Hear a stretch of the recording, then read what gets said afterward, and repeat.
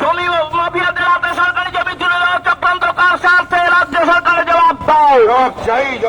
জমি মাফিয়াদের হাতে সরকারি জমি তুলে দেওয়া চক্রান্ত কার স্বার্থে রাজ্য সরকারের জবাব দাও। বিদ্যুতের দাম লাফিয়ে লাফিয়ে বাড়ছে কেন রাজ্য সরকারের জবাব দাও। স্মার্ট মিটার কার স্বার্থে কেন্দ্র রাজ্য সরকারের জবাব দাও। জবাব চাই, জবাব দাও। জবাব চাই, জবাব দাও। ধর্মের নামে জাতের নামে মানুষে মানুষে বিভাজনের ঘৃণ্য রাজনীতি বন্ধ করতে হবে।